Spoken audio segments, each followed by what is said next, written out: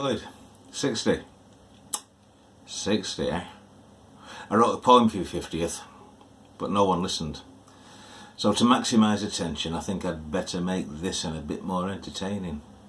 A whole lot less complaining about the years not being kind to body, soul and mind. Mind, you won't need reminding. It's not your mind that needs the minding. It's your knees that make you squeeze your eyes in pain and recommence your sad refrain when you try to play some tennis and they're at you once again. And don't get me started on your back. There's no need to feel under attack. I'm not saying there's a lack of spine. Numbers wise, it's absolutely fine.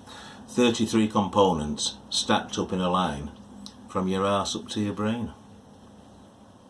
But I've seen you driven half insane with pain when the discs between and betwixt your lumbar bones impinge upon your spinal cord and leave you sore and prone. And Lord, the spasms and the stiffness you're having have you witless. Now, though I know you'd love to wish your aches adieu, I'm sure you wonder, are your best days, like your vertebrae, behind you? You swear your body is a temple. I'm thinking Parthenon, conceived way back in the mists of time and half of it now gone.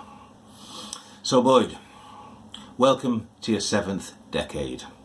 I'm sure if any plans were made, they didn't include a sub-Dylan stream of semi-conscious tirade about the perils of aging, raging against the dying of the light, fighting the good fight and thinking if he's going after Dylan, then maybe he'd be willing to do that special line. It gets me every time.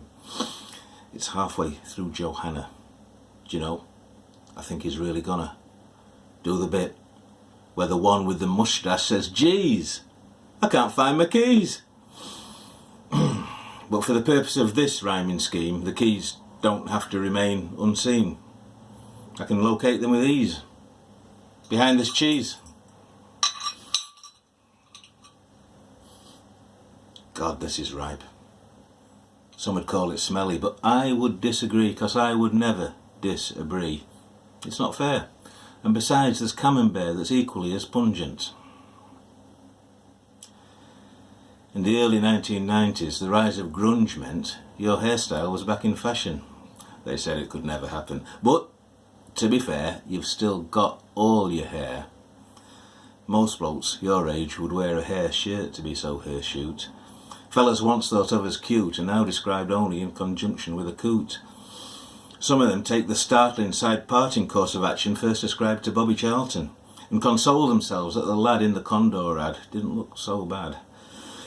But your Condor moment is a tonsorial monument that today, bar a fleck of grey, but your Condor moment is a tonsorial monument to an unchanging Kafir that today, bar a fleck of grey, could be any day from 1984. Year after year after year after year.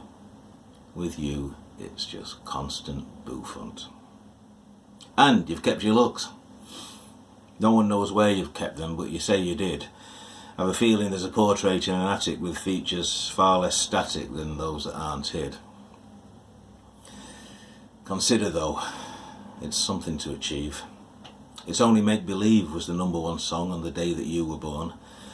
But it's truth and it's the facts. You've made it this far down the tracks, from Conway Twitty to Ava Max, and all 1,818 chart toppers in between. And speaking of hits, it's today you've hit 60. Many things have changed. You've married, raised your children, life is rearranged.